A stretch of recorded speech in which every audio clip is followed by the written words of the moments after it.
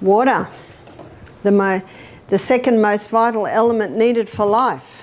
So the number one vital element needed for life is oxygen. And that's not a surprise, is it? The second most vital element needed for life is water. You can go 3 minutes without oxygen. You can go a couple of weeks without water. I always thought it was 3 days without water until I read a book called The Long Walk about some people who were escaping the Siberian work camp, and they were in the desert and they went nearly 2 weeks without water. Water is the second most vital element needed for life. In fact, where there's no water, you don't usually get people living, do you? I always say to people, how much water do you drink? And these are some of the answers. I don't like water. If I drink water, my feet swell. If I drink water, I'm going to the bathroom all day. Those last two answers tell me that the water's not getting inside the cell. So how do we get the water inside the cell? We have to go to the third most vital element needed for life, and that is sodium. The fourth most vital element needed for life is potassium. So let's go back to sodium. In nature, we find the highest amount of sodium in seawater.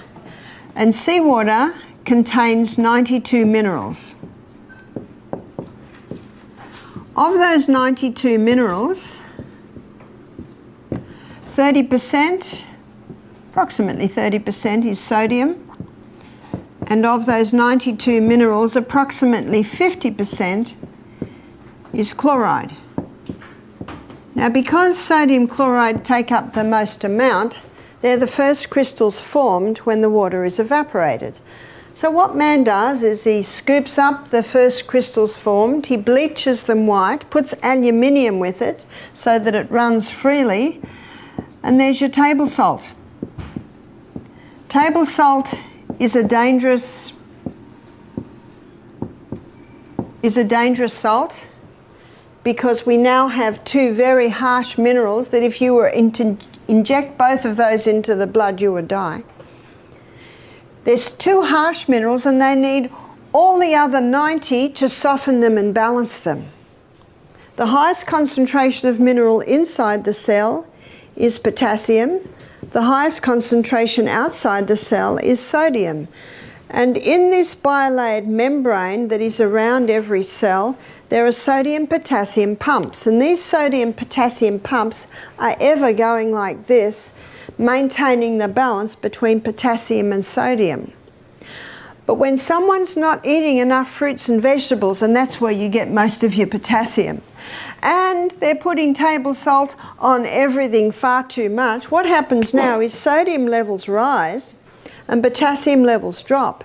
There is a small amount of sodium in the cell, but when this happens, you see osmosis and diffusion happens when the highest concentration merges into the lowest. So now sodium levels inside the cell are rising, which they should not, and the cell swells. What's that called? High blood pressure. The doctor is right. Table salt will contribute to high blood pressure. There's a French doctor named Dr. Lelangri, and he's written a whole book on salt. He said, when people come to me with high blood pressure, I put them on Celtic salt. Why does he put them on Celtic salt? Because Celtic salt contains 82 minerals. It's a hand-harvested sea salt. So the minerals are in the Celtic salt in their balanced form. What about Himalayan salt? In many places, Himalayan salt is a lot easier to get. There's about 75 minerals. So it's pretty good. But I prefer the Celtic salt. And one reason is that the Celtic salt has 3 magnesiums. It contains magnesium chloride and magnesium bromide and magnesium sulfate. Magnesium is a water-hungry molecule, And this explains why the Celtic salt is such a moist salt, especially when we've had a lot of rain, because those 3 magnesiums absorb the moisture. And because magnesium is a water-hungry molecule, it can be used to help the water get into the cell. So when you take a crystal of Celtic salt, put it on your tongue, and some say, how big's a crystal? Well, if you've got high blood pressure, start small, about the size of a sesame seed. I don't have high blood pressure, so I might have about 3 times little sesame seeds. Put it on your tongue, your mucous membranes start absorbing the minerals, the magnesium is taken to the cell membrane, and you drink your water, and that magnesium pulls that water inside the cell. It's the quickest way to hydrate a body. The only time excess water drinking can be dangerous is if people drink too much at once and don't have the minerals that are in the Celtic salt to pull that water inside the cell. I've had people complain to me, they say, I'm drinking more water now and now I'm going to the bathroom all day. So I say, are you having the salt? Have a little crystal before every glass of water. And ideally we should be having approximately 8 glasses of water a day. And then I say to them, and don't drink a whole glass at once. I think I mentioned earlier, I drink half a glass as soon as I get up. I go to the bathroom, I drink another half glass. Then I get dressed and have another half glass. But when I start every glass, I have that little bit of salt. So you spread the water over the day. And many people have said to me, thank you so much, that has made a big difference. See, huge water in, it's not long before huge water has to come out. It's like watering a plant. And look how God sends the rain, little by little by little. And when there's a tornado, when there's a torrential downpour, that's when the soil gets washed away and flooding can happen. So remember that with your body. Take it little by little by little by little. It is the best way to take it. Lining our gastrointestinal tract are villi. And on the villi is a receptor site. And that receptor site is to take the glucose through and into the blood. So on this villi, we've got a blood capillaries that go all the way through. Now in that receptor site is a carrier. And this carrier is designed to take the glucose through to the blood. But the carrier will not accept the glucose unless it comes with a molecule of sodium. I read this in my anatomy and physiology book. In the anatomy and physiology book, I memorized the sentence so I could give it to you from the horse's mouth. Sodium is the main transport system of glucose across the brush border wall and into the blood. And yet what are we told? Don't eat salt. Well, I agree with the table salt because it causes this imbalance of minerals in and out of the cell, absolutely. And did you know that sodium chloride is so strong it can kill the taste buds? Have you seen people that eat table salt? They put it on everything and they put it on before they've even tasted it. Well, no wonder their taste buds are dying. Whereas Celtic salt, with all of its minerals, it enhances the flavour of the food. Now the red lentils we had this morning, a few people have said, what's in this? I've even served it at my house at breakfast and people have said, is there chicken in this? And I know why they say that. It's because it's so flavoursome. Well, it has a little olive oil, some herbs, nice if you can get fresh or Italian herbs, and some Celtic salt and a bit of turmeric. That's it. I rinse it very well. It must be rinsed well first. And I do that just before it's fully cooked. And yet, as you can see, it's delicious. See, I'm not interested in cooking up onions and garlic, and much as I love that in my lentils, I'll do that at lunchtime. But in the morning, I've got hills to run up and down, creeks to jump in. I'm not interested in being in the kitchen for a long time, and that's a very quick dish to make. So sodium not only is required to get the glucose into the blood, it's also required to get the water into the cell. So it's sodium. It's the third most vital element needed for life. And you can get that information on the 4 vitals in any anatomy and physiology book, chemistry book, biology book. I'm just giving you the facts here. So as you can see, water is very important. But so is the salt. And again, the potassium is found in all your fresh fruits and vegetables. Calcium cannot get into the cell by itself. It needs vitamin D. When vitamin D is present, the calcium is pulled inside the cell. And remember, I showed you the other day that calcium's called the king because when it gets into the cell, all the other minerals piggyback on the back of calcium. Something else happens. I'd like to go back to this for a moment. When the magnesium's put on the tongue and you have the glass of water, or half a glass, a little bit later the other half glass, that magnesium pulls the water inside the cell. And in the bilaid membrane that is around every cell, there's a little motor. And when the water's pulled through the membrane and into the cell, it causes that little motor to start spinning. And the spinning of that motor gives us a unit of energy. So when you're feeling a little tired or maybe a little bit peckish mid-morning, have the salt and have the water and you'll get a little bit of a pickup. So when everyone's going outside to have their cigarette or their cup of coffee, you have your crystal of salt, your glass of water. Absolutely, if you're working in an office, go outside and find a tree. Remember what the trees are giving off? Life-giving oxygen. Breathe deeply from your abdominal muscle, and that blast of oxygen, remember what the oxygen does at the cellular level? Oxygen will give you 18 times more energy. We've looked at the inside of the workings of the cell a few times, and the way I explain it, it looks like there's one energy cycle per cell, but it is not true. So what I've drawn for you here is a whole lot of little energy cycles. In fact, in the muscle cell, you can have 100 energy cycles to a muscle cell. I can hardly get my mind around that.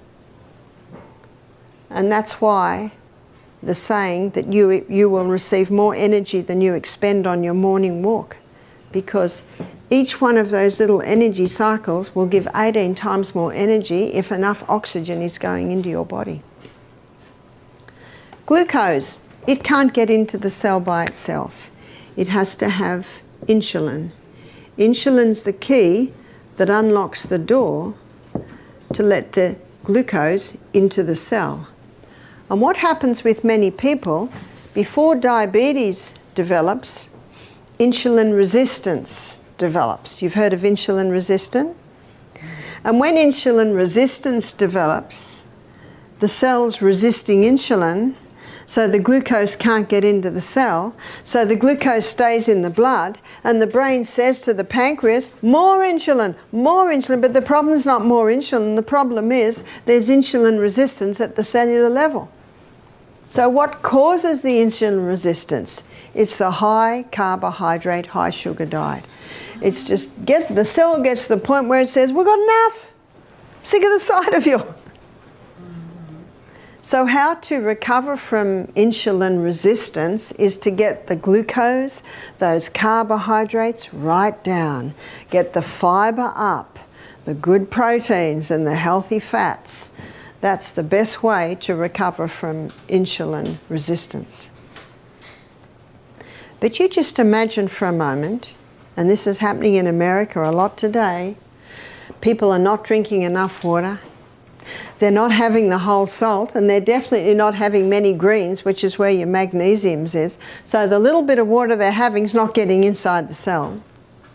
They don't go out in the sunshine because they're scared of getting skin cancer. So they're not getting their vitamin D, so the calcium can't get in and the minerals can't get in. And they're trying to lose weight, so they've listened to a lot of the media hype that you've got to stop the fat because fat will make you fat. So they're on a high carbohydrate diet. Remember what fat will do? It'll give you satisfaction or a satiation, a full feeling. But if you're not having any fat, you just eat and eat and eat and eat and eat and eat. The whole packet of cookies goes, the whole chips go. There's not a sign in your body that says enough. It's the fibre, protein and the good fats that will give you that sign. So they're on a high carbohydrate diet, thinking that if they go fat-free, they'll lose weight. And can you see what's happening? The water can't get in, the minerals can't get in, the glucose can't get in, and the body says, what are we going to do? Because remember, this is the CBD of the human body. What are we going to do?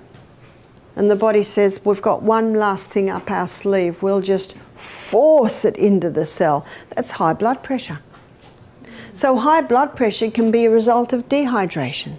It can be a result of mineral deficiency, magnesium deficiency. It can be a result of vitamin D deficiency. It can be a result of a high carbohydrate, high sugar diet. It can be a result of inactivity. So there's a whole lot of things that can come together to contribute to high blood pressure. That's why the detective hat has to be put on to find out why these things are so. And in some cases it'll be a bit of this one, in some cases a bit of that one, in some cases other things. And you saw from the first lecture, it seems a long time ago, doesn't it? Back to Monday.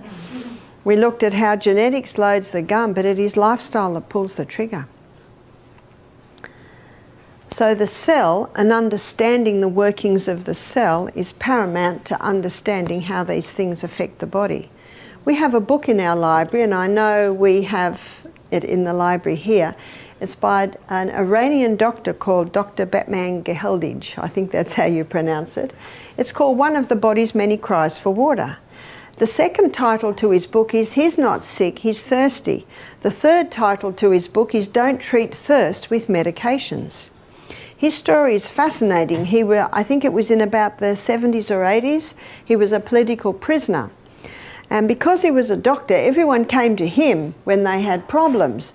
And all he had was water. So no matter what the problem was, he'd get them to drink a glass of water. He'd come and see them 15 minutes, he'd give them another glass of water. So usually in half an hour, they had 3 glasses of water. And he was just shocked at how the headaches are gone, the migraines have eased, the stomach ulcer pain had relieved, the asthma attack relieved. He only gave them water because he had nothing else. He just wanted to make, I guess, a show that he was doing something, and because he was doctor, they just drank their water. So he began to document what he was finding because it surprised him. He did not realize, he did not expect the water to have that much of an effect. I can't remember the period of time, but eventually the government changed and he was freed, and he said, look, do you mind if I stay a bit longer? I'm in the middle of this fascinating research. And he has presented his findings at medical conferences. He's presented his findings in medical journals, but it's not a very popular subject because you can't make much money out of water. Now you'll understand why the second title of his book is He's Not Sick, He's Thirsty, and Don't Treat Thirst with Medications. It was a fascinating book for me to read, and I'd like to take you inside and look at a few body functions and how they're affected by dehydration. So let's begin at the mouth. Did you know that in a state of chronic dehydration, too much saliva is produced? Some people think a dry mouth is a sign of dehydration. It is, and too much saliva can be a sign of dehydration. You see, when not enough water is going into the body, and how much water should go in? Let's do an assessment of that. So our kidneys, to know how much water should go in, we need to look at how much is coming out. So in our kidneys, we urinate out 1.5 litre loss. Now, a litre is the same as a quart. So I'm probably best, because I'm speaking to an American audience, to say quart loss. 1.5 quart loss. Out of the skin, it can be 0.5 of a quart loss. Out of the colon, 0.3 of a quart loss, and out of the lungs, it's about a 0.2 of a quart loss. So that equals 2.5 quart loss every day. So 2 quarts is 8 cups. So that's 10 glasses, 8-ounce glasses of water a day is lost out of the body. And we have no reserve tank on the back, do we? The only water that's going in is the water we take in. So we should be drinking at least 2 quarts a day. At least, more if possible. Now at the moment, because you're having a steam sauna every day, I wouldn't be surprised if you've got a 0.8 of a quart loss coming out of your skin because you perspire it profusely. The other half can come in your fruits and your vegetables, maybe your herb teas, vegetable juice through the day. So that's how much water we need. And Dr. Batman Gehaldi, he showed that the first place that we feel that water loss, if we're not replacing the water, the body goes into a form of drought management. And it releases a hormone to manage this drought management. It's called histamine. And if someone has an allergic response to something, what are they given? Antihistamines. You know the best antihistamine is just water. So the first place that water is taken from to try and maintain full blood volume in the veins and arteries is the lining of the stomach. We have a thick mucosal wall lining the stomach, and so now we've got a very thin mucosal wall. Now in that mucosal wall there's sodium bicarbonate, and the sodium bicarbonate is in the mucosal wall to neutralise any stomach acid that might try and get through, and basically protect against stomach ulcers. So what is a stomach ulcer? It's basically a breakdown of the tissues. Now let me give you a scenario here. It was probably about maybe 20 years ago, a couple of Australian doctors in Western Australia discovered that Helicobacter pylori caused stomach ulcers. You've heard of that theory? They even put Helicobacter pylori bacteria into some people's stomach and got stomach ulcers. So we had a man do our program from South Africa, and he and his wife came. He was not interested in being at our retreat, but his wife had paid the full amount, so he came reluctantly. And when I'm talking to him, he's about 57, he did not want to answer my question. He answered them abruptly and shortly. He wasn't annoyed at me. I know he was annoyed at his wife that he was even there. I said to him, "Do you drink water?" "Yep, 2 litres a day."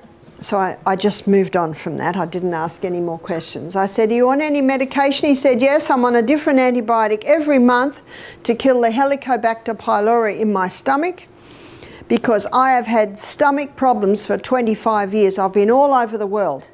So the latest thing he was trying was antibiotics because they found he had Helicobacter in his stomach. I said, "Oh, how long have you been on this program?" He said, 4 months. So he's had 4 doses of Helicobacter pylori, and guess what? It's still there and he's still got the stomach pain. I said, "Are you interested in trying an alternative to your medication?" He said, "No, I'm very happy with my medication. Thank you very much." And I always give everyone respect. I respect everyone's choices. Isn't that our God-given right? Absolutely. I just said, "Oh," and I left it there. Now, after the first lecture where I talked about the body's ability to heal itself, so that we have a problem, we should be looking at how the body heals and work with it. He and his wife, and she was on the medication too, they came straight up to me. He said, "That made more sense than anything I've ever heard. I'm willing to do what you suggest." I said to him, "I have no authority over your medication, but I said, if it was me, I would cease it because it hasn't worked so far, and I would try the herbs that I suggest." He said, "I'm willing." So what I did was I gave him a herb called slippery elm, which coats and soothes the lining of the gut. He did our basic program, 2 days on juices, and we encouraged people, of course, to drink water between every juice. At the end of the week, I had a very happy man in front of me. He was eager to tell me something. I said, yes. He said, I've had no stomach for 2 days, first time in 25 years. I said, that's good news. And he said, and I've worked out the problem. To me, that was even better news. Because who's the doctor? We are. We are. I said, what was the problem? He said, I was drinking nothing between meals and I was drinking almost a whole litre of water with every meal. So I want to show you what was happening in his gut. So what was happening in his gut, he's drinking nothing between meals, which means the lining to his gut is very thin, which means the hydrochloric acid is breaking down the tissues. And remember, the bacteria is an opportunist organism. And so what happened is the body started to, its own microorganisms changed role and came to the cleanup team, remember the garbage collectors, and they started to clean up the dead tissue, and their name was called Helicobacter pylori. See why you have to ask why are they there? No wonder they find Helicobacter pylori in every case of stomach ulcer. They're there to clean up the mess. Now, as God would have it, when we smell food and we start to chew food, hydrochloric acid, here's hydrochloric acid is released. And hydrochloric acid connects with pepsinogen to release pepsin, which breaks down protein, but hydrochloric acid does something else. It's antifungal, antibacterial. And so it has the ability to wipe out these guys. And just as hydraulic acid is considering going down and wiping these guys out, he has a big glass of water. And what does water do to hydrochloric acid? It just dilutes it. So Helicobacter pylori is chomping away at the dead tissue and it goes, whew, that was close. Chomp, chomp, chomp. What this man discovered is that he was drinking water at the wrong time. Do you remember I said to you earlier, I said, how much water do you drink a day? And he said 2 litres. And because he was a little bit abrasive with all his answers, I decided not to push it anymore. So now he drank early in the morning. He stopped drinking half an hour before his meal. That half an hour before the meal immediately thickened that mucosa wall. The water he had the day before fed the hydrochloric acid that's made in the liver. So let's have a look at what's happening now. Now being at the health retreat, he's drinking water at the right time between meals. His mucosa wall is getting thick.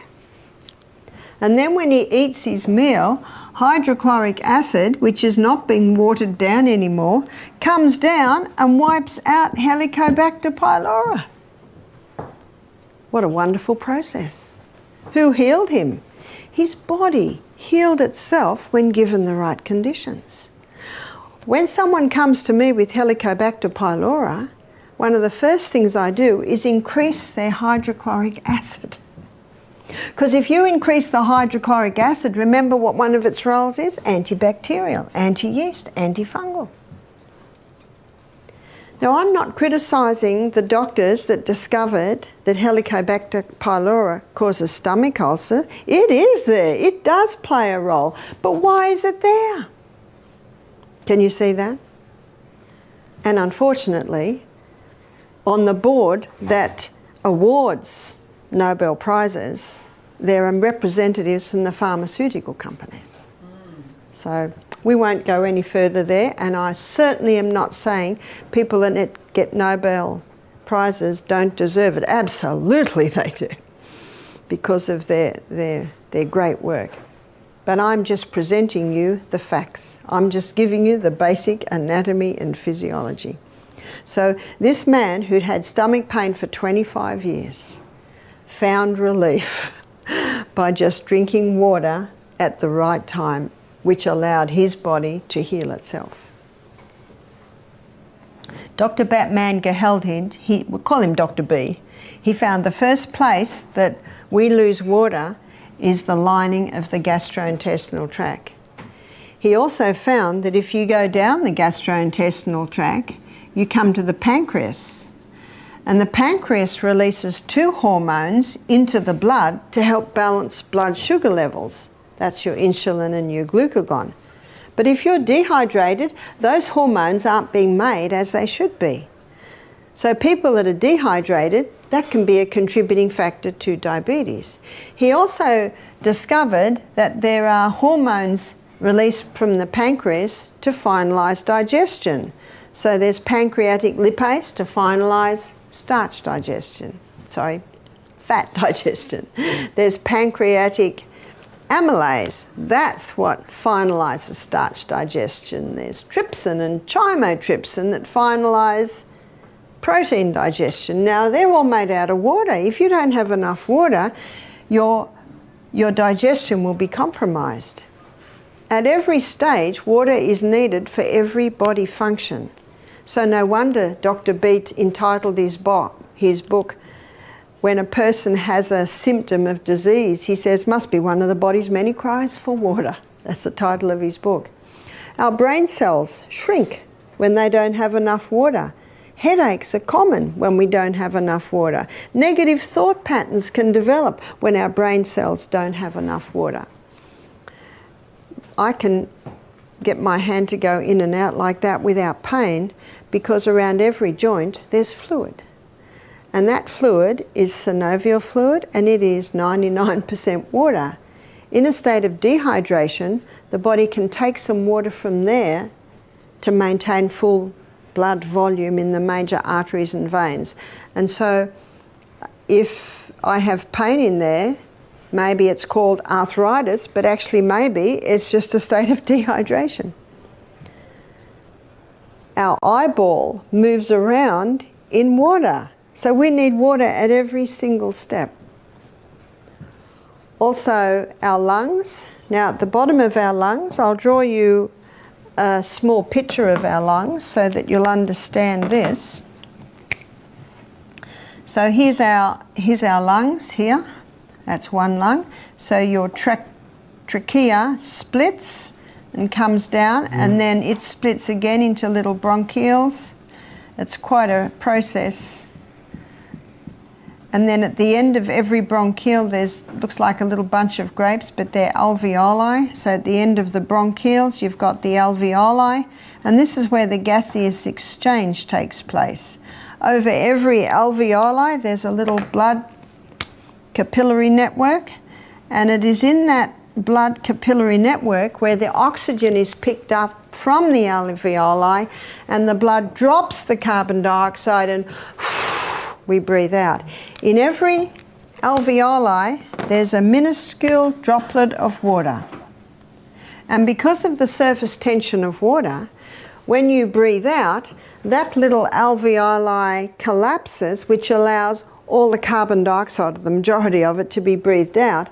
So that now when you breathe in, you can breathe in more oxygen. In a state of dehydration, that little droplet of water is not as it should be, which means that doesn't totally collapse when you breathe out, which means you can't get your full quota of oxygen. But what also happens, the body, to prevent the water loss, it can start constricting the little bronchioles so that we don't lose water. And so one of the signs of dehydration can be constricted breathing. The blood gets very thick in dehydration. Our blood needs to be nice and thin so the heart can pump it easily, so that the little filtering units in our kidneys can filter it with ease. So water is needed for every single body function. I'm going to give you a story of a man that came to our retreat who had three main problems. He had chronic headaches, which he took a lot of painkillers for. He had a very congested chest, and also he had terrible lower back pain. Did you know that 75% of weight held in your lower back is held by water. The other percentage, of course, is taken with your ligaments, your muscles. And so a state of dehydration, lower back pain is quite common. So that's what this man had. And when I was consulting with him, I said to him, how much water do you drink a day? He said, oh, I don't drink water. I said, you don't drink water? I said, what do you drink? He said, oh, Coca-Cola, coffee, because he has a lot of painkillers. He was only 44. He was a well-built man, but at 44, his quality of life had gone. So we encouraged him to start drinking more water. By the end of the week, the headache had gone. By the end of the week, the lower back pain had certainly eased and his lungs were a little freer. I saw him 5 weeks later. He jumped out of the car with a big smile on his face and had a 2-litre, you'd say 2-quart bottle of water. He said, I'm drinking 4 litres a day. He said, in 5 weeks I've had no headaches, no lower back pain, and he said my chest is almost clear. What was his problem? It was dehydration. How nice when it's as simple as that. It's not always that simple, but it's nice when it is that simple. So Dr. B's book, One of the Body's Many Cries for Water, is an important book because he goes into every body function and shows how important it is for us to be drinking adequate water.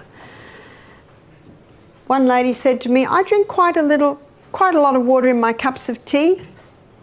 Sorry, that doesn't do it because tea contains dehydrating agents. Caffeine and tannin are both quite strong dehydrating agents. And if she puts a little teaspoon of sugar in that, there's another dehydrating agent in there. We had a pathologist do our program. He said, we've done studies on caffeine and we have found that you need 5 cups of water to make up for the dehydrating agents in 1 cup of coffee. Now that was a cup of coffee that also had sugar in it as well. So not only are people not drinking enough water, but they are also causing dehydration because of the drinks that they are having. Again, we need to drink little by little by little. Much depends on your activity through the day. If you're working out in the garden and perspiring a lot, if you're having steam baths a lot, then definitely you need to drink more water. One of the signs that you're drinking adequate water is that your urine is clear. So when your urine is clear, that's a fairly good sign that you're drinking enough water.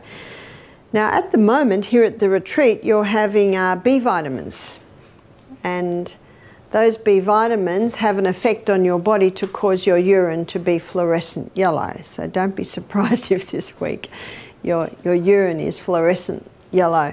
So you just got to find out how to get it in. And many people in aged care facilities, elderly people, they do not drink enough water. And it certainly is a contributing factor to the mental illness and the deterioration in brains we're seeing. In Australia, there are 1,700 cases of Alzheimer's being diagnosed every week. Now that's a bit scary. Did you know that God never meant our brain to deteriorate? And tomorrow we're going to go to the brain, and tomorrow I'm going to show you how you can get brighter and smarter and wiser with age. Brains should not be deteriorating. Have you read of Alzheimer's or dementia in the Bible? I certainly haven't. And before the flood, you know, people were living till they were 700 and 800 years old. We're getting people today who are showing signs of dementia and Alzheimer's in their 40s. And in their 50s, and this should not be. And it's often not just one point, often it's several points, but one is certainly dehydration.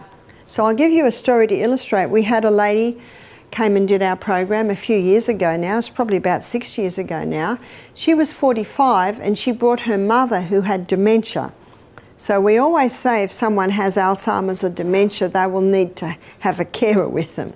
Because we're not a hospital, we just teach you how to give your body the conditions for healing. when the mother first arrived, so the mother was probably early 70s, I went into the bedroom and she was just standing there looking out the window. And she looked at me, she didn't seem to even know who I was or acknowledge me. So I talked to the mother, and, well, I couldn't say much to the mother, but I talked to the daughter and I found out she hadn't drunk any water for 2 days. And because she had dementia, her daughter would ask her and she'd say, oh yes, I've drunk lots of water, but she actually wasn't drinking any. And she hadn't been to the bathroom for 3 days. I'm talking about her bowels. So they're two things that we can fix pretty good. So we gave her herbs to get the bowels moving, and we just got her to drink little bits of water. See, a lot of elderly people are put off water because they don't want to have an accident. But if you can explain to them, just have a mouthful at a time. That's reachable. Just have a mouthful at a time. If you have a mouthful of water every couple of minutes, you'll be surprised how much water you can get into the body in a day. So just have lots of little bits. Within 24 hours, this lady had no dementia. She was lucid. She was talking to people, sitting and dialoguing. And the daughter looked at her, and she hadn't seen her mother like this for a long time.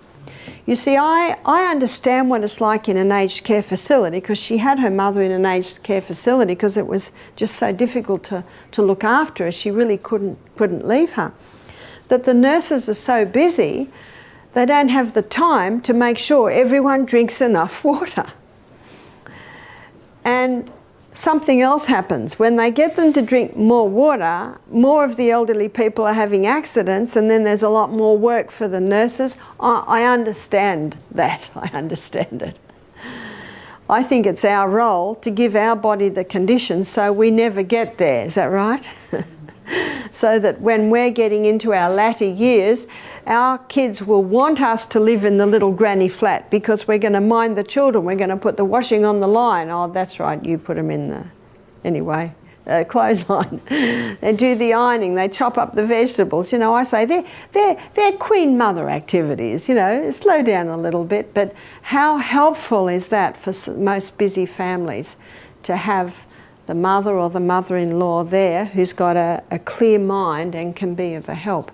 I understand why so many are put in aged care facilities, because they can't be looked after. One lady said, my mother gets up at 3 in the morning, she goes to the people next door, she puts the clothes on off their clothesline. Oh, and my mother was found down the middle of the road naked. You know, that's very hard, and I feel so much for the person, because, you know, that's very debilitating for the mind to deteriorate like that. And so here we had this lady who got her faculties back within 24 hours because we got her bowels working and she started to drink more water. She really liked the salt. And if you give salt to someone, you know, what's the next thing they do? They reach for the water. So this daughter and her mother, the daughter's name was Isabel, she decided to book in for the next week. So she stayed for 2 weeks. She hadn't seen her mother like this for 10 years. Halfway through the second week, she rang up the aged care facility, she cancelled her room, and she brought her back home. And she lived with her for another 10 years. She eventually, I think, had a heart attack in her early 80s and passed. But what a lovely thing that could happen. So the scary thing about that story is how many people are losing their minds, are in aged care facilities, that if they just had someone who could work with them and get these body functions working well, would be okay. But as I said, the person we can work on is ourselves. And when our friends and relatives see the effect of what these lifestyle changes are doing, then they'll be inspired to make the changes too, we hope and we gather. So I want to give you a few Bible verses that illustrate the body. So we've got Romans chapter 12, verses 1 and 2. The Bible says, I beseech you therefore, brethren, by the mercies of God, that you present your bodies living sacrifices. What's a living sacrifice? It works well. that we present our bodies living sacrifices, holy and acceptable to God, which is your reasonable service. Do you know why it's so reasonable? Because we're living in the body. And it's nice living in a body that works. But notice verse 2, it says, be not conformed to this world. Now we all know what that means. Just go to the fast food shops. Isn't that the way the majority of people live? Be not conformed to this world, but be transformed by the renewing of your mind. When you're transformed by the renewing of your mind, you get a clear mind. And I think you'll agree with me. Are you finding now, what are we now? Sunday, Monday, Tuesday, Wednesday, Thursday, Friday. You're on your 6th day of being at the retreat. Do you find your mind is clearer? And when your mind is clearer, you can make the decision to surrender yourself to God. So that's why it means, be not conformed to this world, but be transformed. That's what God wants to do in each one of us, not just transform our bodies, but transform our minds. Be not conformed to this world, but be transformed by the renewing of your mind. And part of renewing your mind is doing what you've just done for 6 days. You've got a clearer mind. So be not conformed to this world, but be transformed by the renewing of your mind, that you may prove what is that good, acceptable, and perfect will of God. Who do we prove it to? Well, you're going to be proving it when you leave the property. You'll be proving it to everyone you meet, to your family when you go home. And remember, the most powerful testimony you can give is just you. You're happier. You're easier to live with. You're actually looking good. So let's define that again. Be not conformed to this world, but be transformed by the renewing of your mind, that you may prove what is that good, acceptable, and perfect will of God. And what's the perfect will of God? We find that in 3 John chapter 1 verse 2, where he says, Beloved, I wish above all things that thou mayest prosper and be in health, even as thy soul prospers. That's God's will for each human being on this planet, isn't it? God has no delight in the suffering of humans. And yet the turning around, you can see why I chose those 2 verses. I think they encapsulate it very nicely. So the turning around, the transforming of the mind, the first step really is to drink more water, going to bed early, eat more food. Then your mind becomes clear and you start to see things clearly. And that's when you can make a decision. No, I want to do what is right. I want to show respect to this incredible body that God has given me. I want to be a faithful sentinel over the body that God has given me.